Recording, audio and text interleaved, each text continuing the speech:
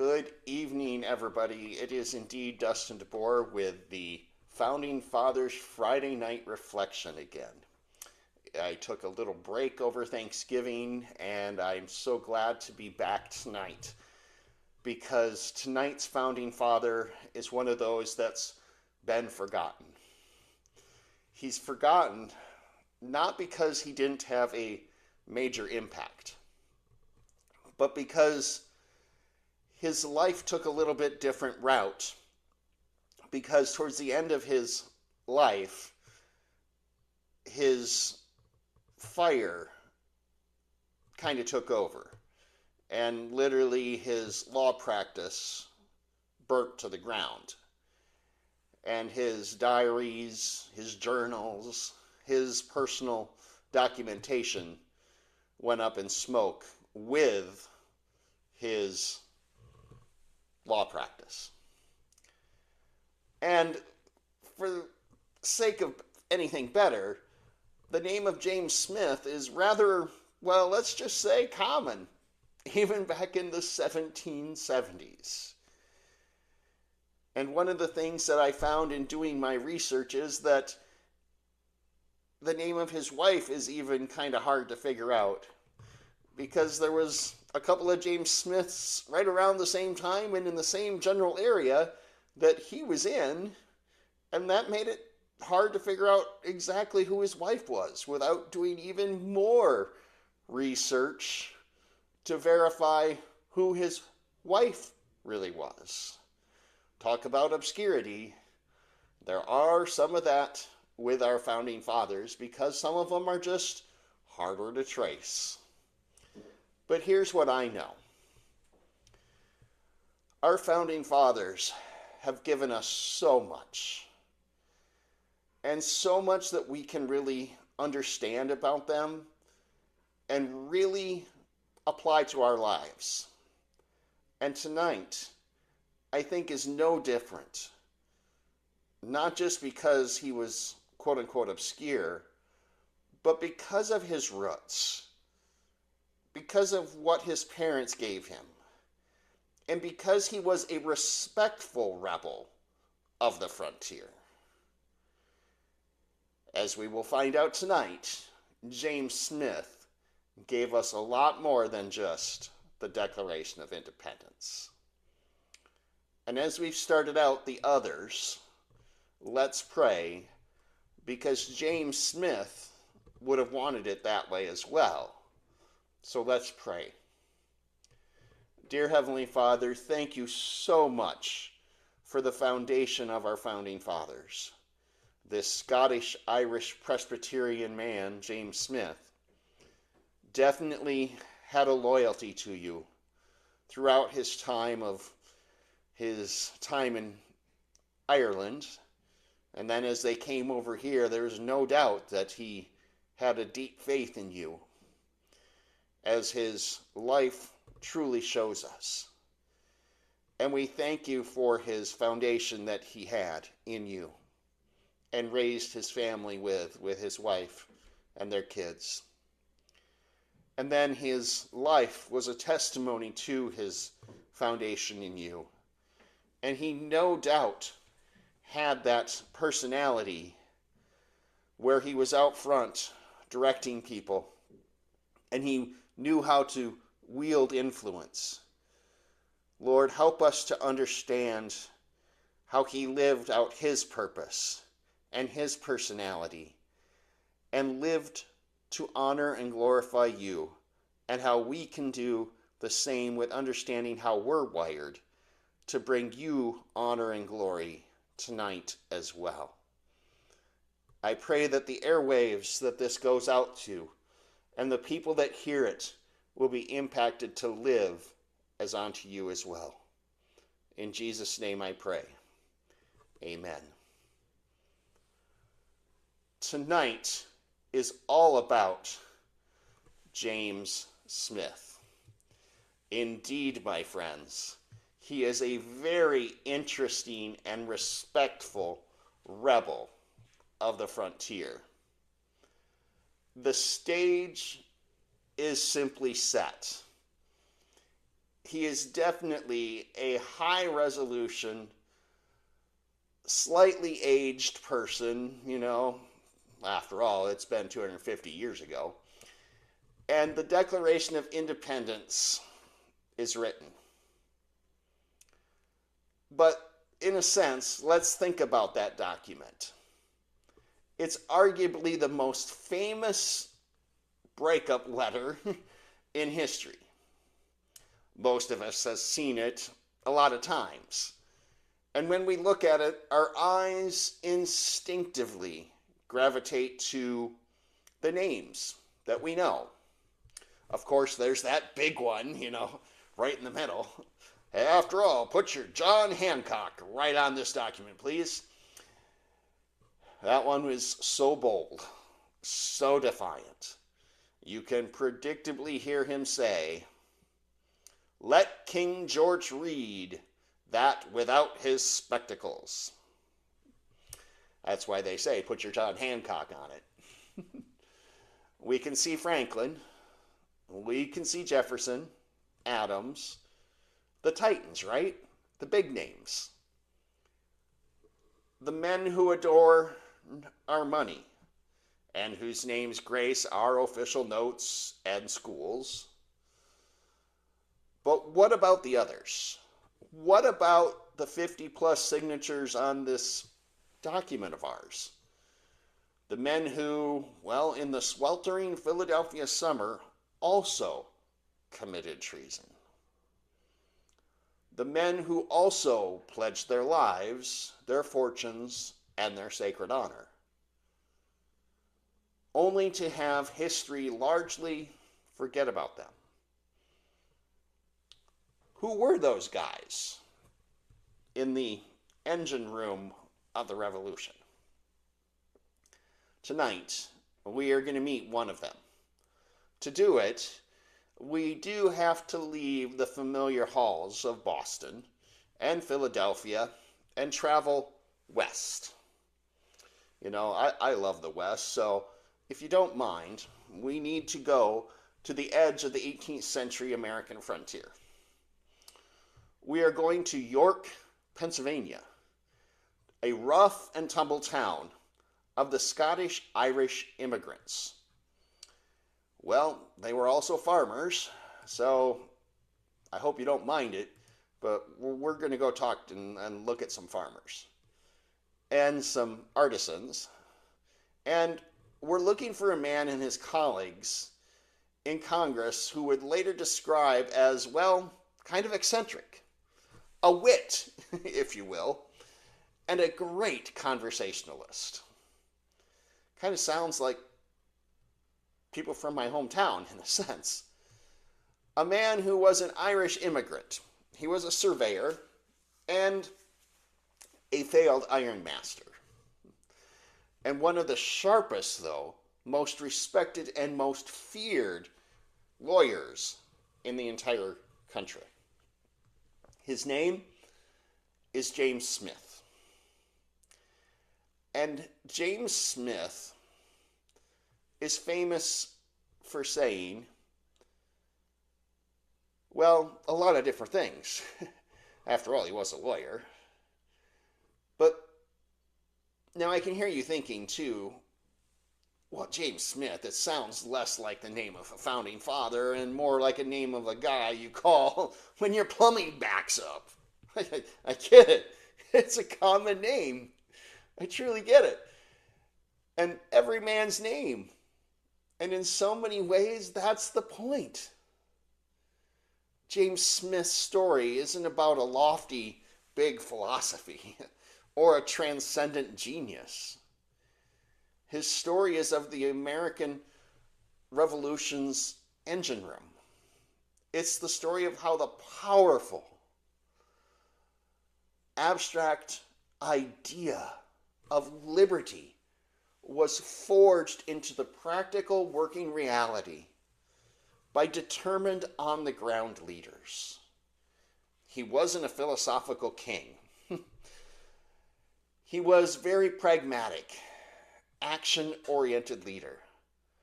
A complex personality that I I've come to really call that dominant, conscientious, and influential founder. He's a DCI. Now, what does that mean in practical terms for those of you that want me to break it down for you?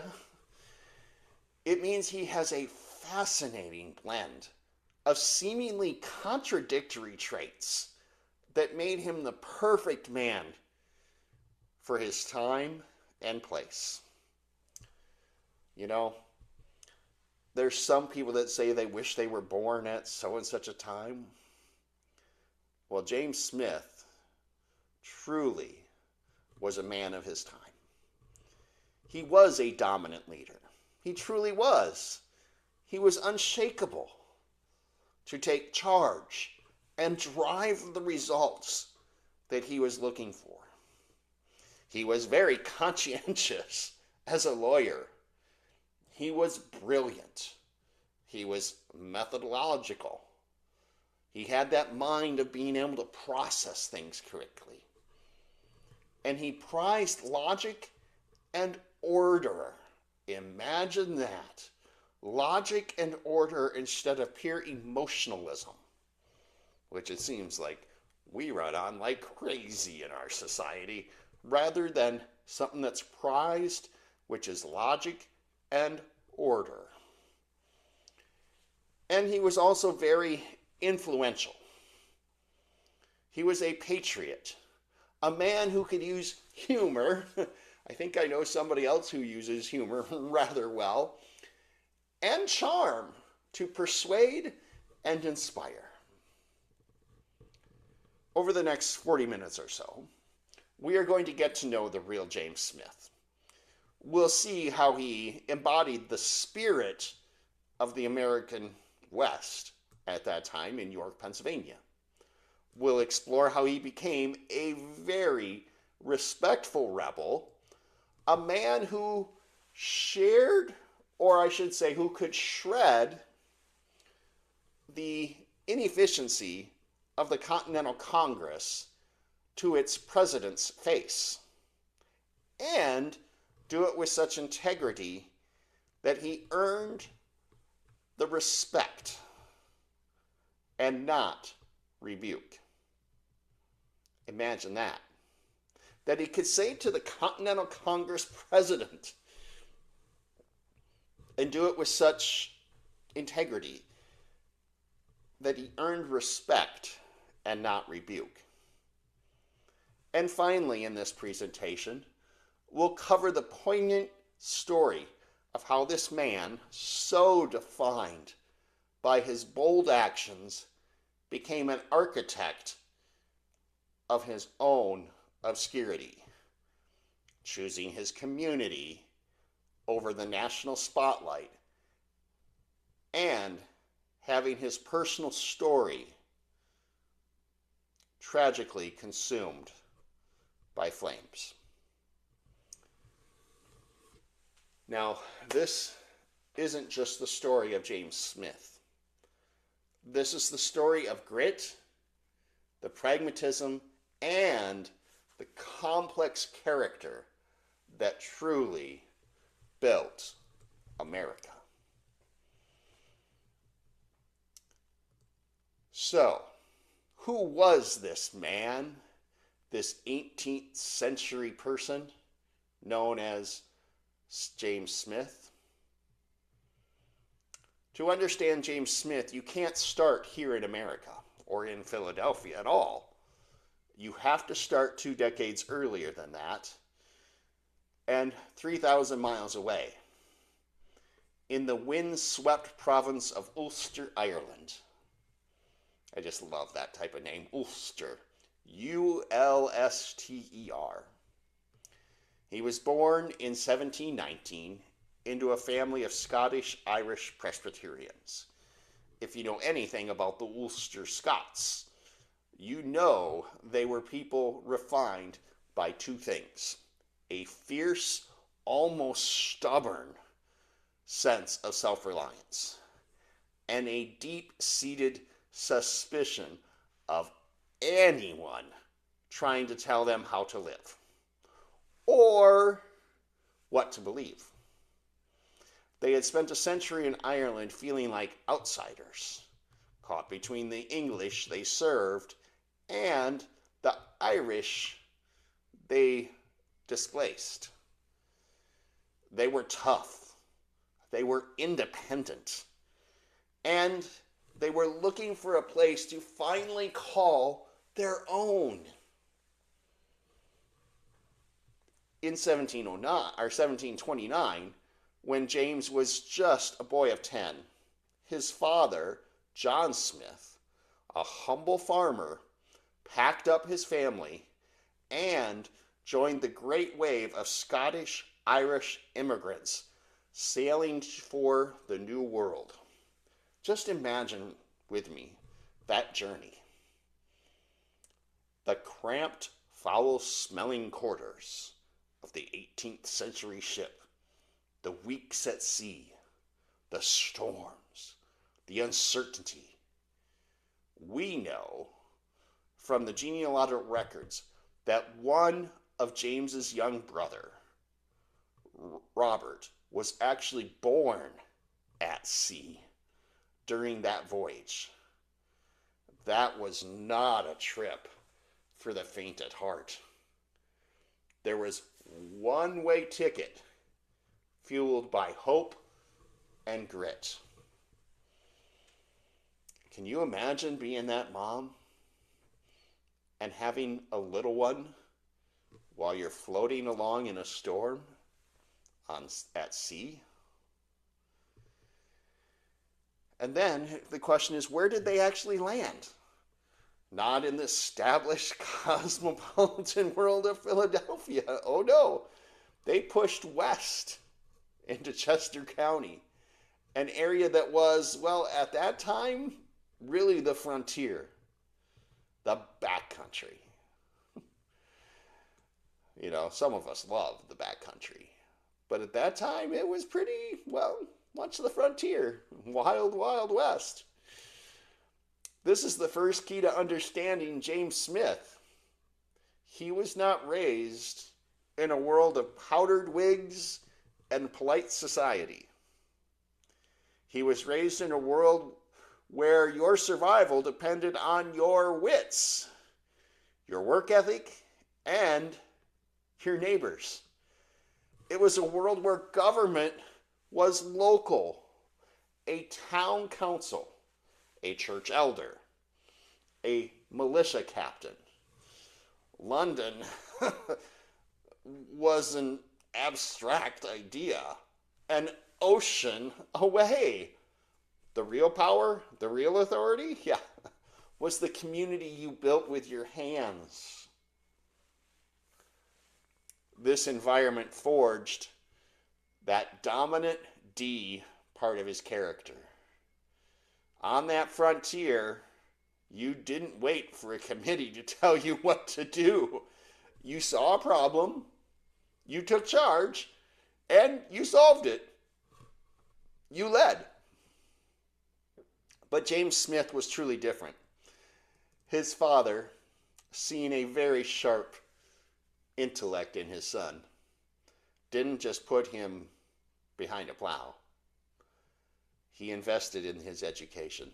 First, with a local Presbyterian minister who drilled him in Latin, Greek, and classical studies. Oh, how I love classical education in Latin and Greek.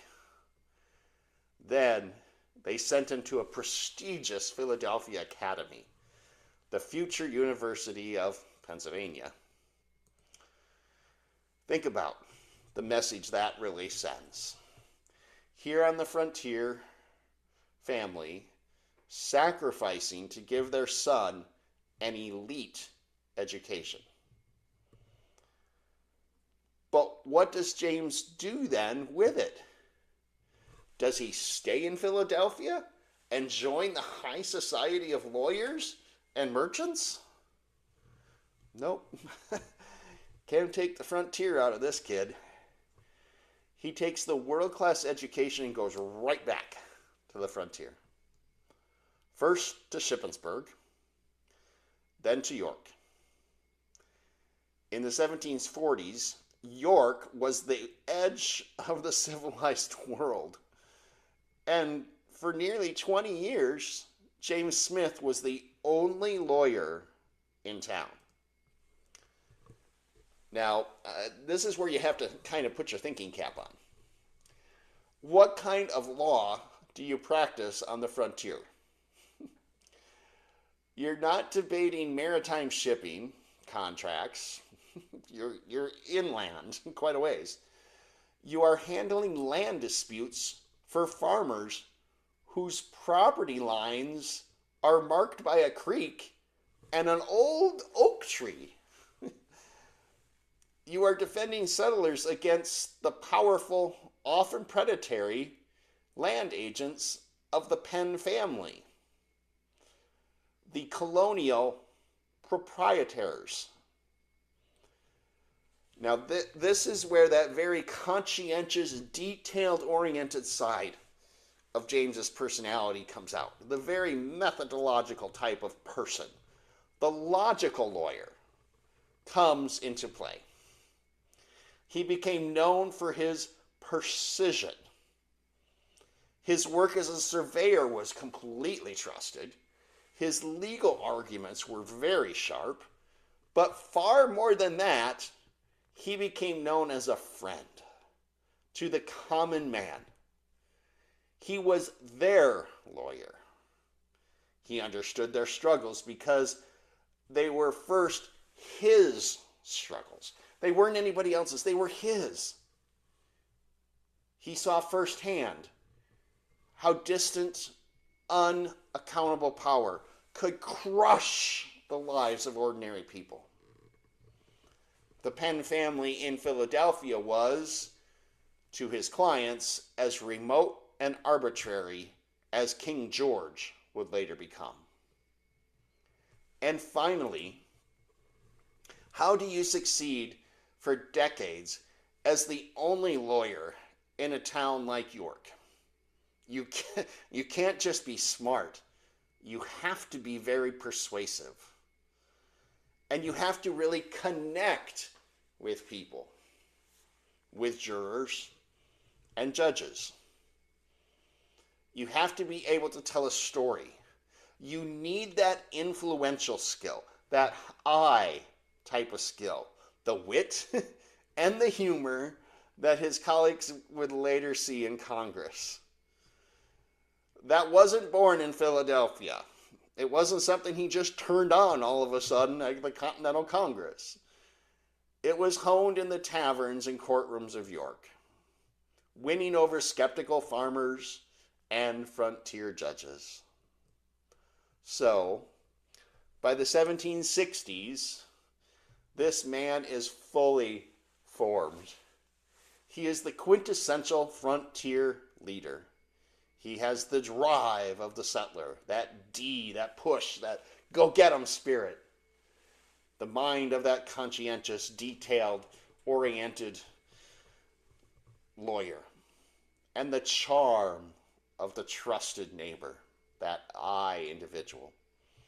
He is very respected. He is very successful. He even tries his hand at business, starting an iron foundry, a venture that, in his own witty and self-aware words, failed because, quote, one partner was naive and the other afoot. He would even laugh at his own failures. He is a man comfortable in his world, a man of the frontier. But the world was about to completely change for him. And that distant, often abstract authority, an ocean away, is about to make itself known. The stage, you know that great big thing that I'm standing on right now? I'm just kidding. Is now set for this pragmatic, witty frontier lawyer to become something that he never expected to be. What was that? It was a complete rebel. And this is where we begin the the 1770s. It's a world that James Smith had built for himself in York was beginning to fracture. The whispers of discontent from Boston and Philadelphia had become a roar. The Stamp Act, the Townsend Act, the intolerable acts, each one was another terror, shaking the foundation of colonial life. And for a man like James Smith, well, guess what? A man whose entire worldview was built on self-reliance and local governance, the frightening grip of a distant, arbitrary power was not just a political problem. It was a personal affront. Why? Because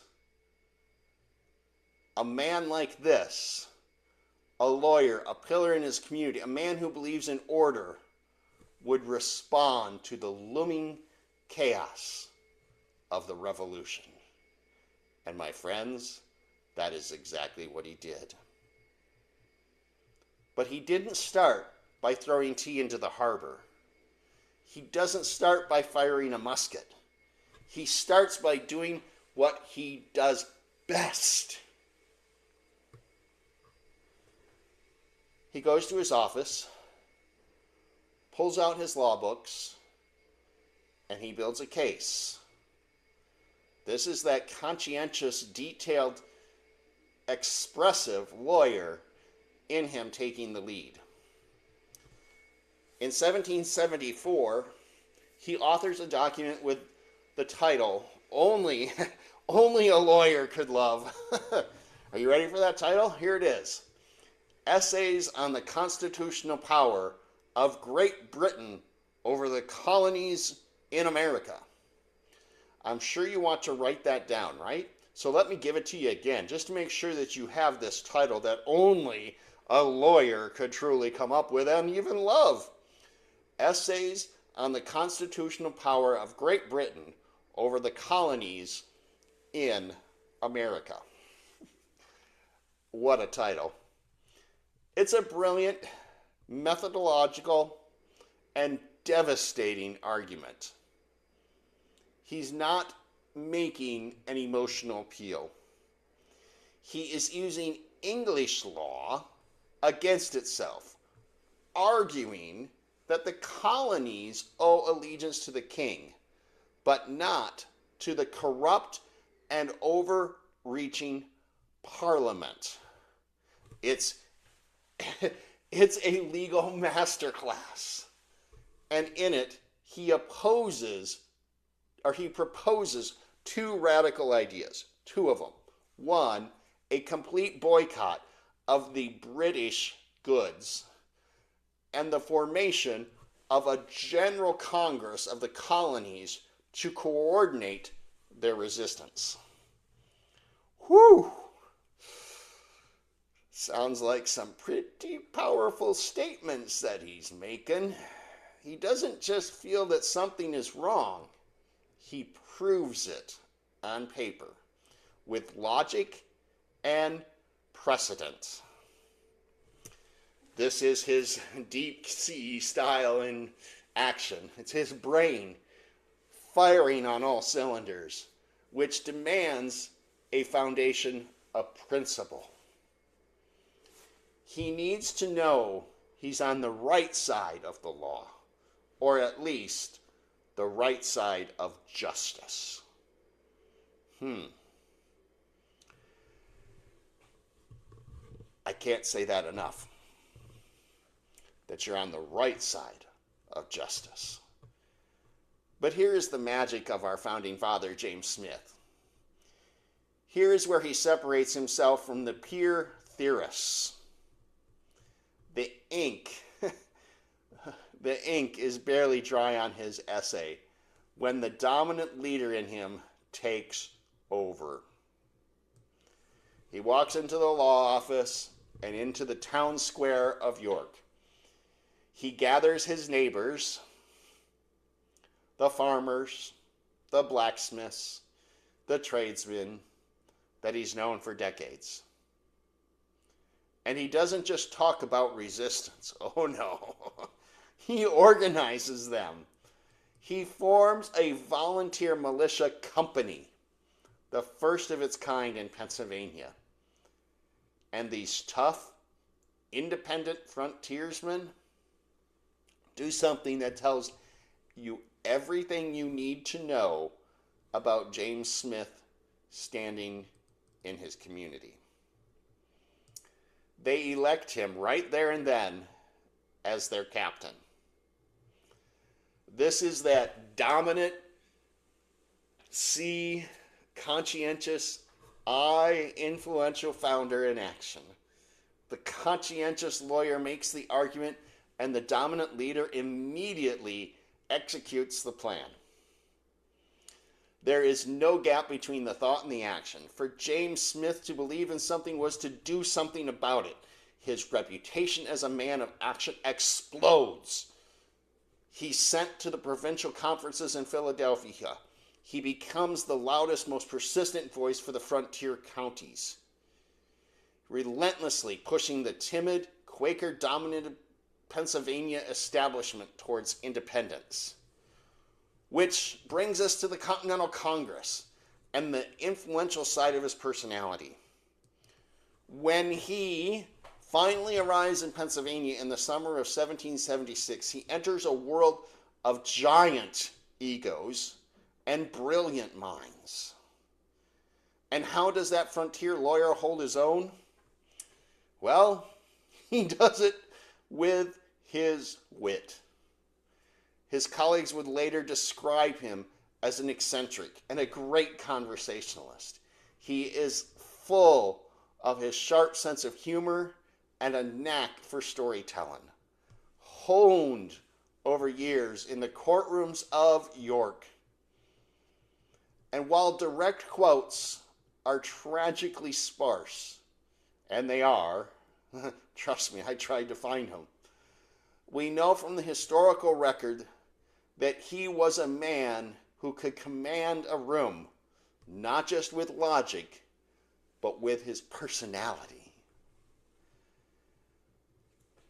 And I'll say this, style shines through in the letters to his wife, which I believe is Eleanor, but again, there could be debate, but I believe it was Eleanor, while he was in Philadelphia, surrounded by the gravity of war and nation building.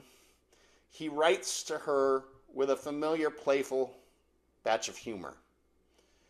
In one letter, he learns that a rather pompous fellow congressman might be passing through York, and he jokingly tells his wife to give the man a flogging if she sees him. It is a small human moment, but it reveals the wit that made him so memorable, that made him incredibly memorable. He wasn't just a stuffy politician, not in the least. He was a man who could laugh and be lighthearted and be more like a common man. And when the Declaration is finally approved, what does he do? He doesn't just sign. He gets a printed copy of it, and he rides all night back to the people in York. He stands in the center of the town and reads the words aloud, his voice echoing across the square. In a moment of pure influence, a leader connecting directly with his community and sharing the birth of the new nation. Now, you put these three traits together, the C, the D, and the I, and you get the ultimate James Smith moment.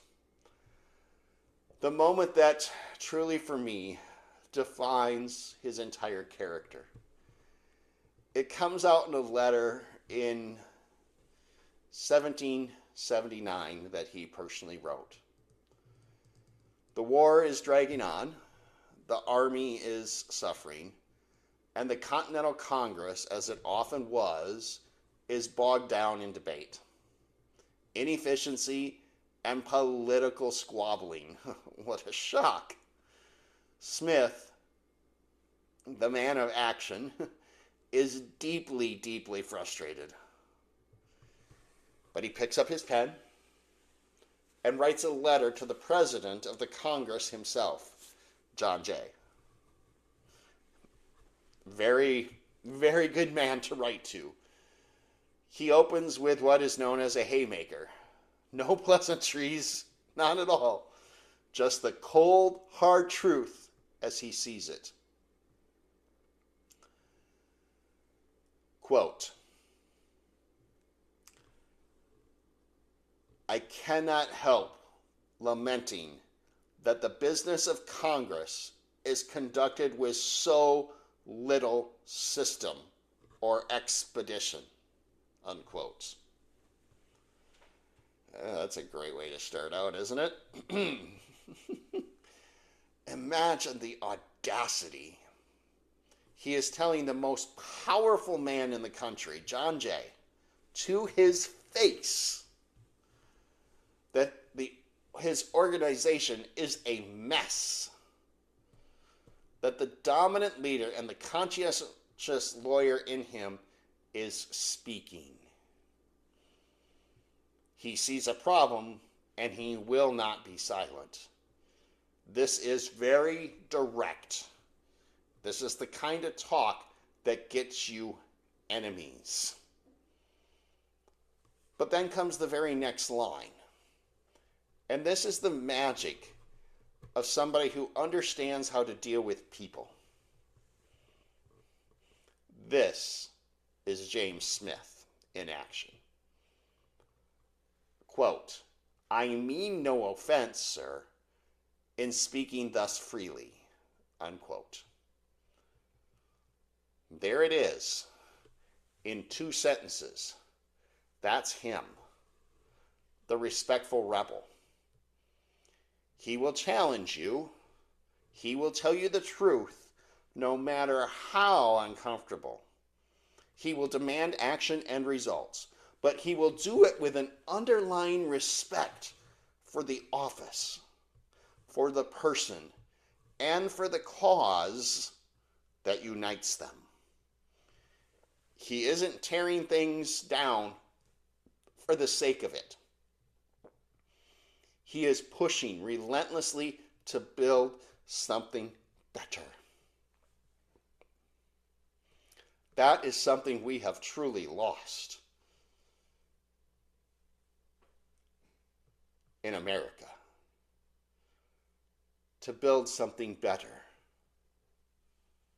Not to tear it down, but to build something better, like James Smith did. That was James Smith's gift. He could be a driver without being a tyrant, a critic without being a cynic, a leader without losing his connection to the people he served. He was the frontier lawyer, the militia captain, and the witty congressman, all in one. He was exactly the man the revolution needed at that moment in time. So, this was the man in the arena, that DCI lawyer who, with the unique blend of logic, leadership, levity, those 3 things again, logic, leadership, and levity, helped steer Pennsylvania towards independence. His signature on the Declaration of Independence was the point of no return. It was the ultimate act of a life spent moving forward, taking risks and standing on principle. But for James Smith, signing the document wasn't the end of his story. Not at all. It was actually simply like the beginning of the work. He continued to serve the Continental Congress during the darkest days of the war.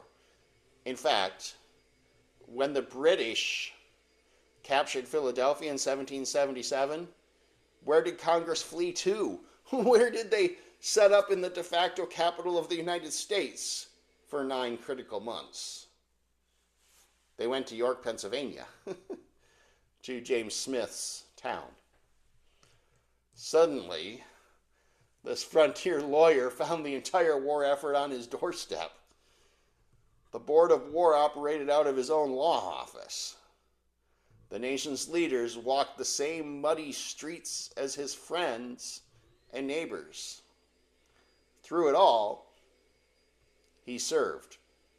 He was a member of key committees. He was appointed as Brigadier General of the Pennsylvania militia, and he worked tirelessly to keep the fragile Union together. His actions spoke louder than any of the words. He saw his commitment through. And then the war was won, the Treaty of Paris was signed, the United States was a reality. This is where the story of James Smith takes a turn that is perhaps the most revealing thing about him. This is where he teaches us the difference between a politician and a patriot. And in 1785, his colleagues, recognizing his sharp mind and unwavering service, I'm talking unwavering, re-elected him to Congress. Now, back in then, if you were re-elected, that was a big deal. This was his moment. This was the chance to become a permanent national figure, to help shape this new federal government, to cement his name in the annals of power alongside the Adams, the Hamiltons, and the Jeffersons. This was his invitation to stay in the spotlight. But what did he do? He said no. His life work was complete. He had fought the right of his community in York. He had gotten it. So now they could govern themselves. And now the fight was won, quote unquote. He simply wanted to go home and live in the world he had helped create. The singular choice, this single reason, it was his first reason to literally not become a household name. He voluntarily walked away from the national stage. He chose rather to go back to his community over fame and service over power. It was perhaps the most principled and most telling act of his entire life. So, what did his legacy beyond political service and involvement look like? It looked like the life he had led before the war, but with the quiet dignity of the man who had risked everything and won. He returned to his law office in York. He mentored a new generation of young lawyers. He remained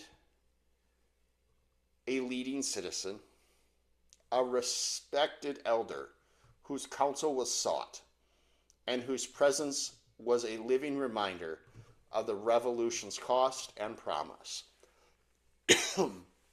His legacy wasn't a statute in a far-off capital city. His legacy was a thriving community there in York. It wasn't in the rule of law he upheld in his courtroom, or it was in the rule of law, I should say, that was upheld in his courtroom, and in the free conversations held in his home. He had fought for the right to be a citizen again of a free republic, and he spent the last 20 years of his life simply being that. It's a beautiful, humble, and powerful story. and it should have been enough to secure his place in our memory. But then history was dealt a final cruel blow with an accident. Just before his death in 1806, a fire broke out in his law office. The flames consumed everything. Every letter he had ever received, every draft of a motion he had ever written, every personal diary, every note, every private reflection for a lifetime of extraordinary events, it all turned to ash. History is not just about what happened, it's about what was written down. And in one tragic afternoon, the personal story of James Smith, the inner life of the witty conversationalist, the loving husband, the frontier father, the respected rebel, was erased. With no great collection of papers,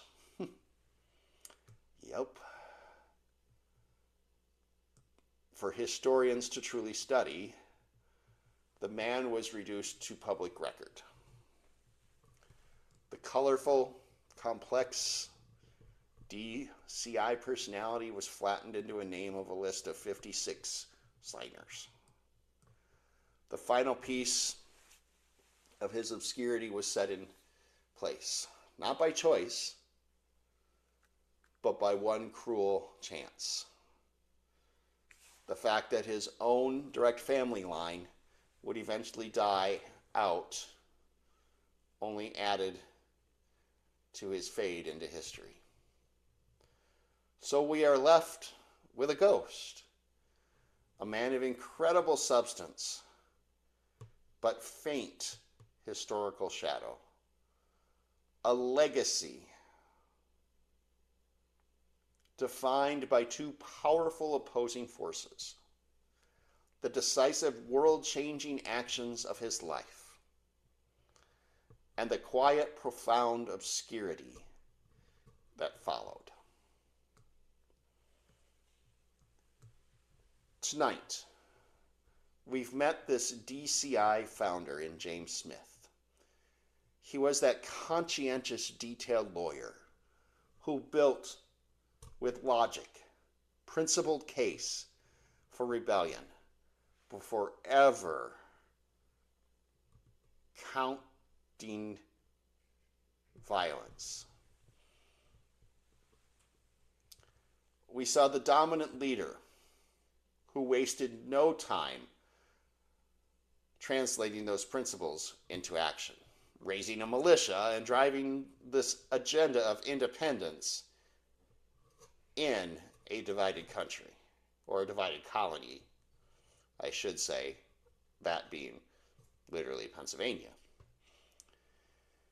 And we saw the influential patriot who used his wit, his charm, and his powerful voice to inspire his neighbors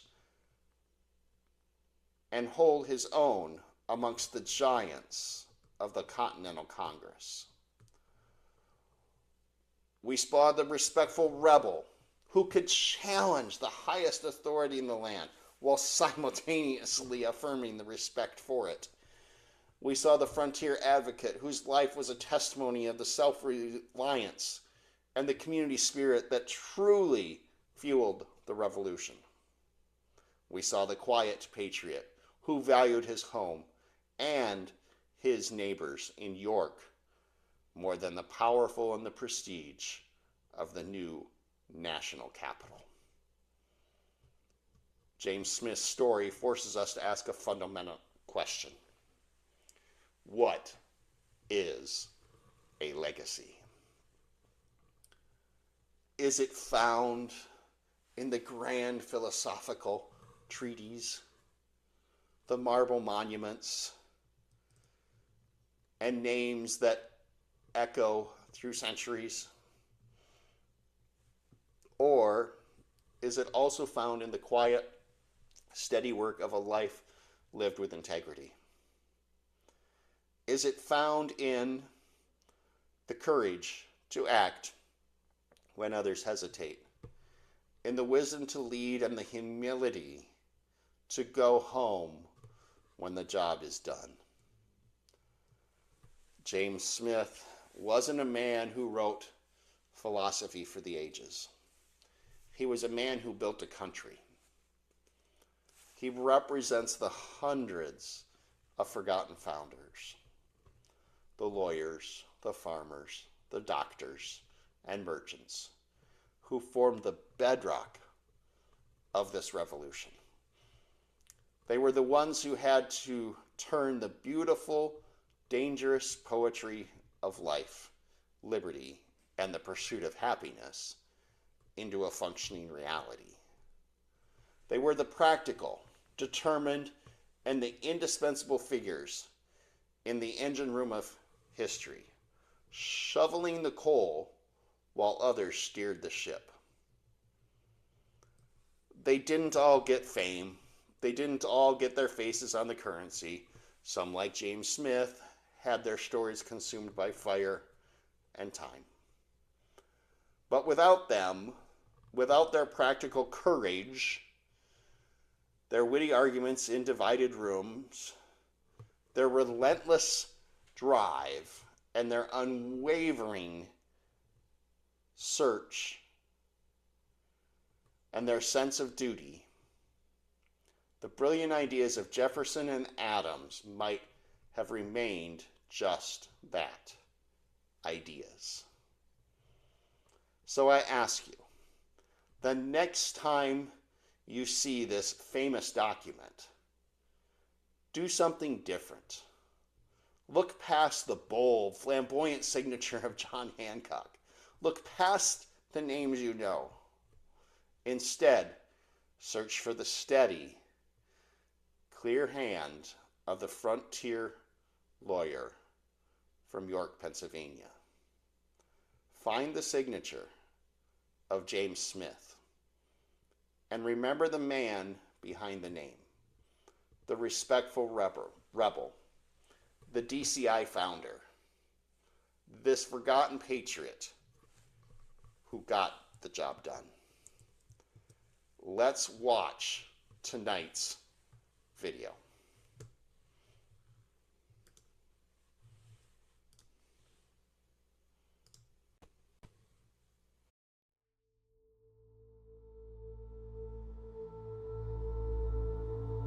Here, etched in the stone, lies a name, James Smith. A name that, for many, draws a blank. Yet his signature, almost ethereal, in the morning mist, is also etched onto the very document that birthed a nation. He was one of the men who pledged everything for liberty, a signer of the Declaration of Independence, but unlike the giants of his era, his story has largely faded, lost to time, to fire, and to obscurity. This is not the story of all who signed that hallowed page. This is the story of one man, the remarkable, forgotten patriot who chose service over fame, and whose quiet legacy helped build a nation.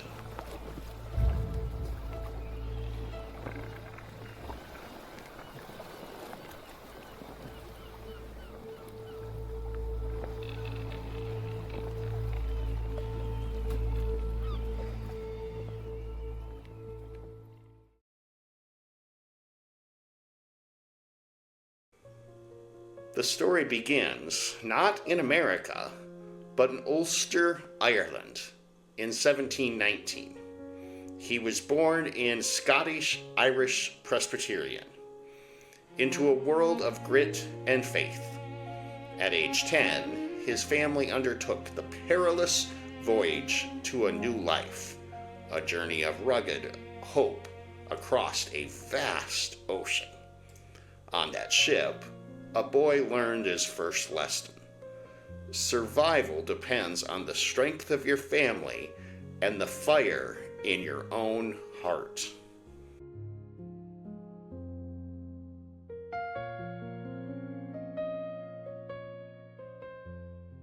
He could have stayed in Philadelphia among the colonial elite, but James Smith took his education back to the frontier. In the rustic courtrooms of York, Pennsylvania, he became the people's lawyer.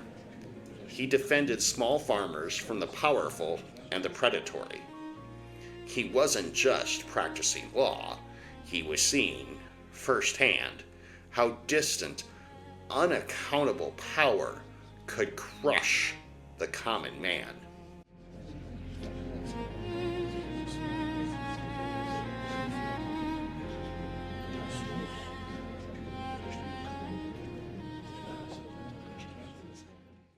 When the crown's power became a threat, Smith's first act of rebellion wasn't with a musket, but with a quill.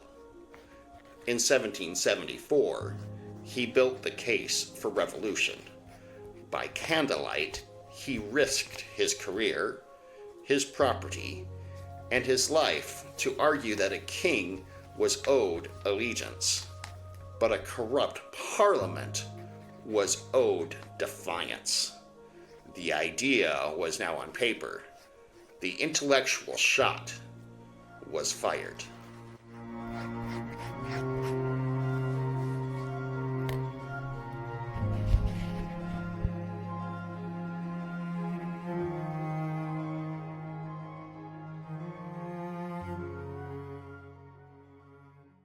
But for James Smith, an idea was worthless without action.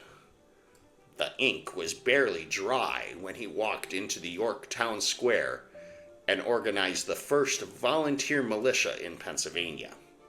His neighbors, the tough, independent men of the frontier, elected him as their captain. He didn't wait for orders. He saw what needed to be done, and he did it.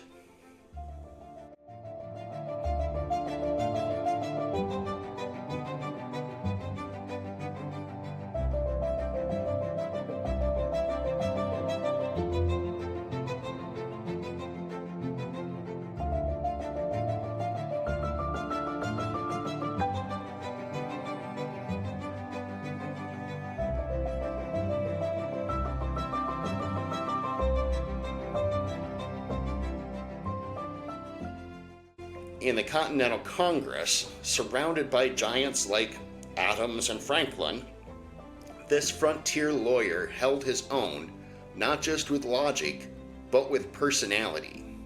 He was known as a wit, an eccentric, and a brilliant conversationalist, a point of charismatic energy in a room thick with tension.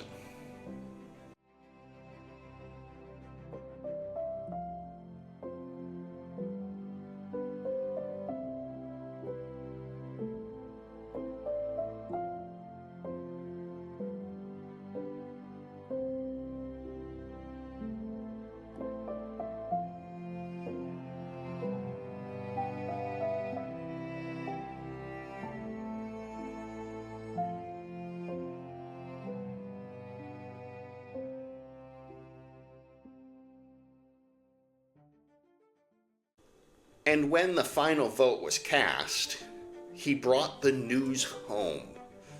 On horseback, in the center of York, he read the Declaration of Independence to his people. This was the revolution, not as a decree from on high, but as a promise shared between neighbors. This was his finest hour.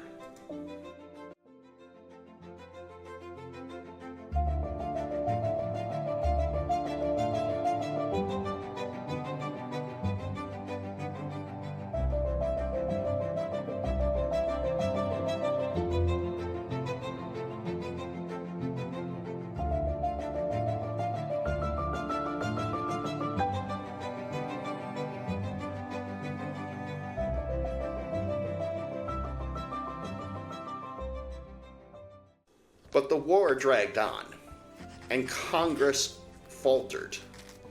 In a now famous letter to his president, John Jay, Smith's entire character was laid bare.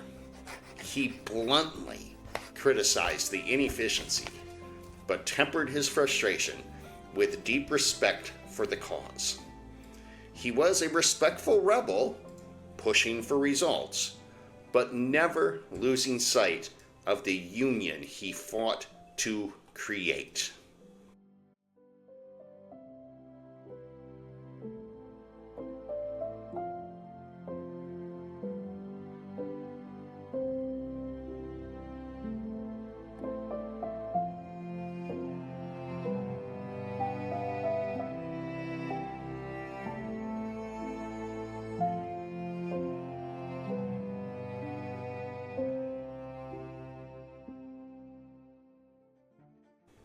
After the war, his nation called on him again, electing him to the new Congress.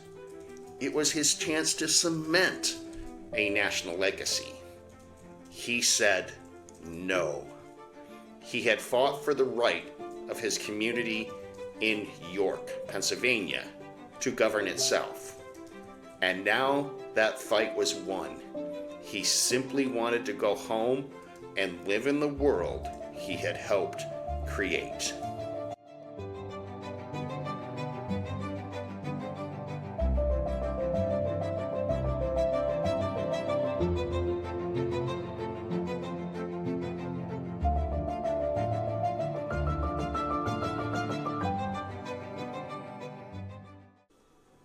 He spent his final decades as he began, a respected lawyer in York.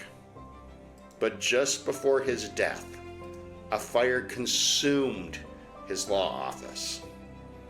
With it, his letters, his diaries, his private thoughts, the personal record of the man himself. In one night, history's memory of James Smith turned to ash.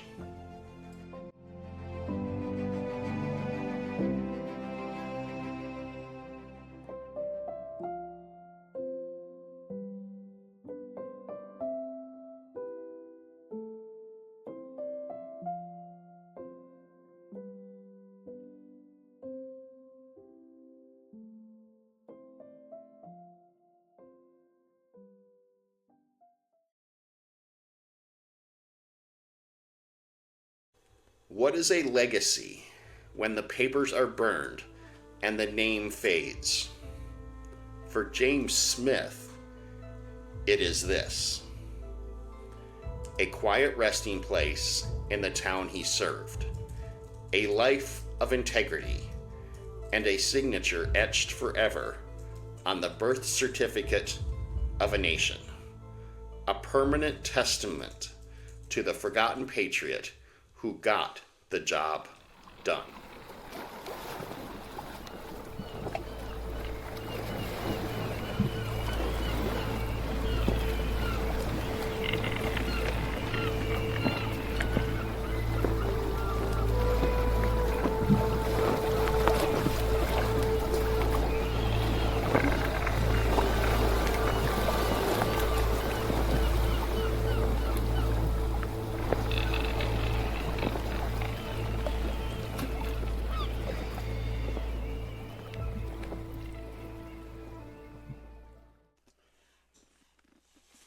I will say over and over and over again,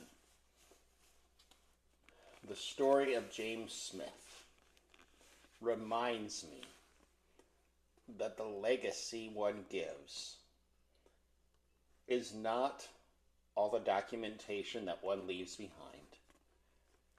It is how you impact the people around you and help them to realize that they too have a cause, that they have a purpose, that they have something to live into. And James did that in every aspect of the word. He helped pass on a mission, a cause, something worth fighting for. And I will say over and over again, myself, that my life verses are Psalm 91, 1 and 2.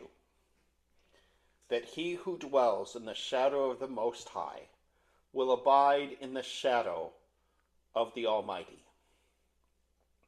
I will say to the Lord, my refuge and my fortress, my God in whom I trust.